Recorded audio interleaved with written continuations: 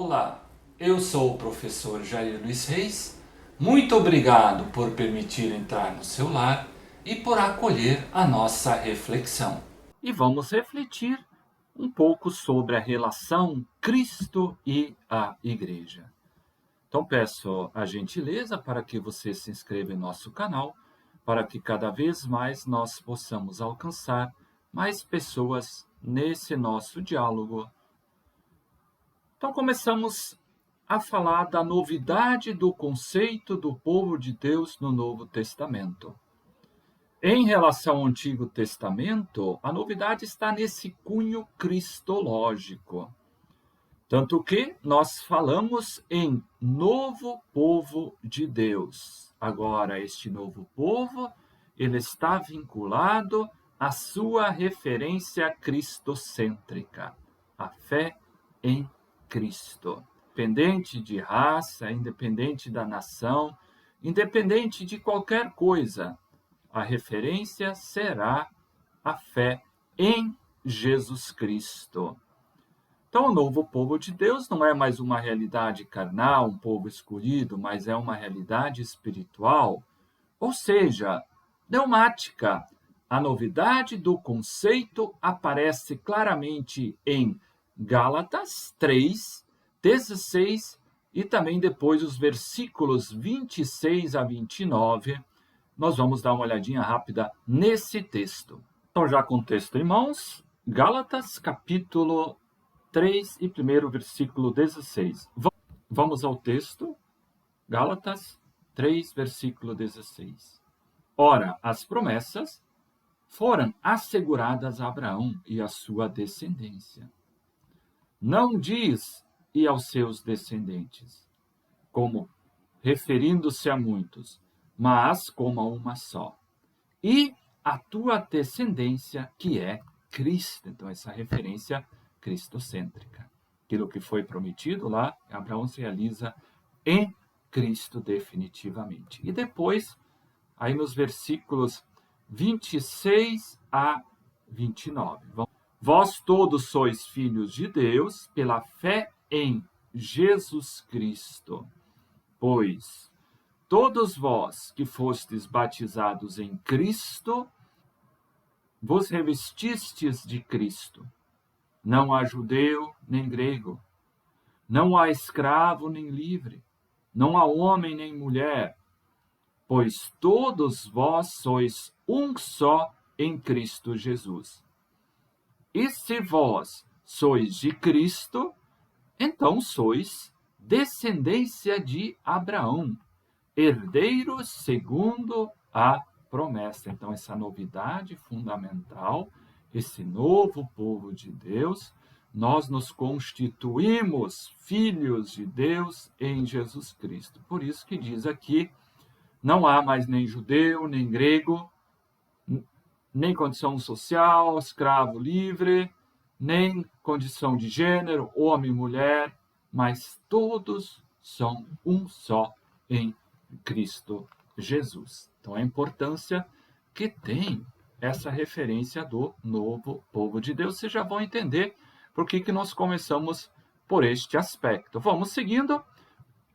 É o próprio Cristo, por meio de seus gestos, palavras, explicita a missão do novo povo de Deus.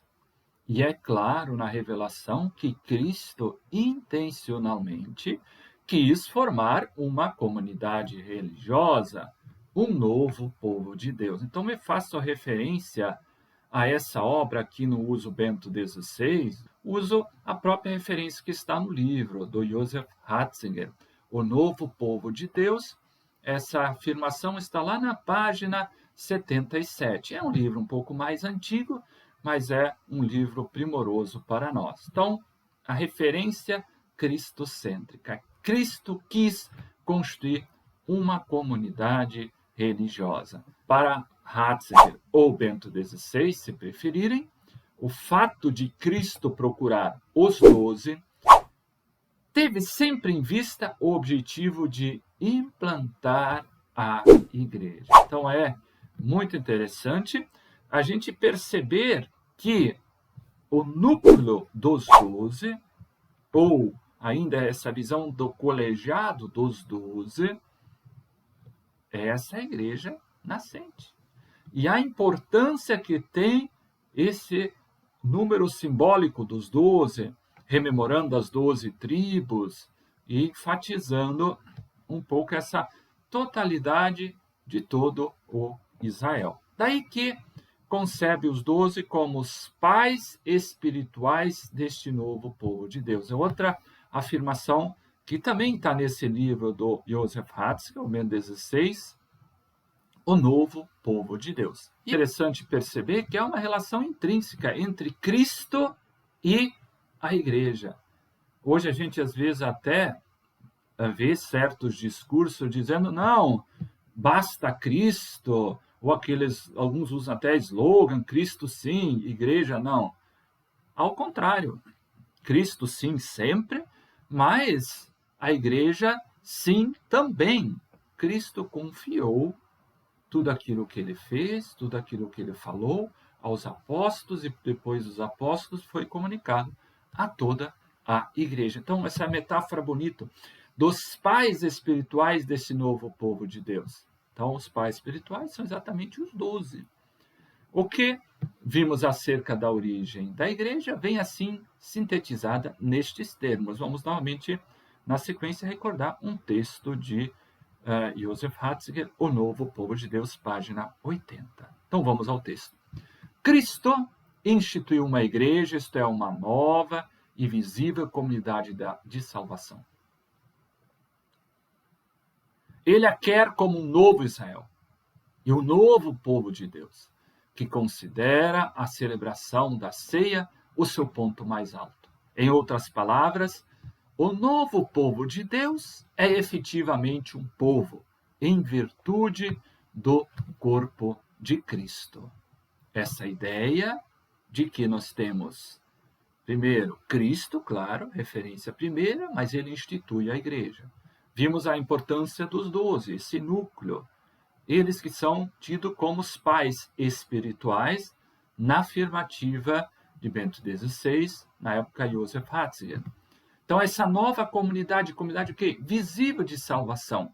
Então, é mais do que claro em todos os evangelhos, aqui não tem como nós rememorarmos todos os textos, mas eu quero focar nessa relação intrínseca entre igreja e Cristo.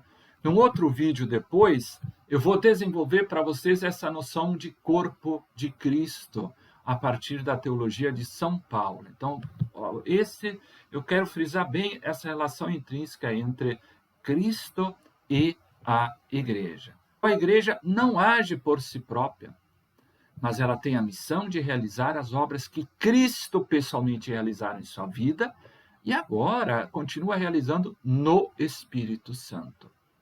A igreja prolonga as obras de Cristo. Cristo confiou à sua igreja estas obras. E para tanto, junto do Pai, nos enviou o Espírito Santo para que nós possamos, cada vez mais, enquanto igreja, porque igreja somos todos nós, um conceito que é central de novo povo de Deus, todos os fiéis reunidos, claro, cada qual na sua missão, na sua particularidade, mas a força da igreja sempre está em Cristo. A igreja realiza as obras que Cristo lhe confiou. E para isso, depois de junto do Pai, enviou o Espírito Santo. A função histórica salvífica de Cristo agora é atualizada e continuada pela ação eclesial, pelos sacramentos, por tudo aquilo que a igreja representa e é. Então, Jesus Cristo é a presença real e a plenitude escatológica de Deus presente no meio da humanidade. Então, na instituição da igreja, Cristo comunicou-lhe a plenitude da sua ação redentora, oferecendo-lhe meios, sinais que comunicam e a realizam em seu seio. A igreja, por isso nós falamos, continua aquilo que Cristo fez, a sua ação redentora. Para isso, o próprio Cristo confiou a ela o quê? Os meios, os sinais para realizar aquilo que Cristo confiou. Então essa é um pouco a reflexão desse teólogo também alemão, Karl Rahner, a igreja e o sacramento. Então essa presença de Deus por meio do seu Filho Jesus Cristo, agora na vida da igreja no Espírito Santo.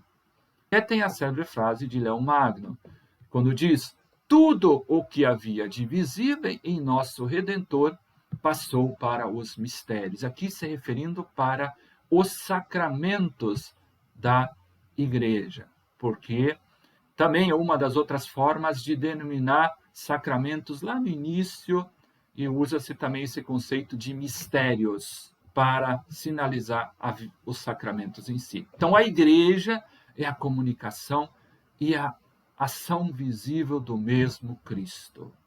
Então há uma relação intrínseca. Por isso, concluindo, dissemos sempre: igreja tem a missão de continuar as obras que Cristo fez e continua realizando no Espírito Santo por meio da vida e da ação da igreja.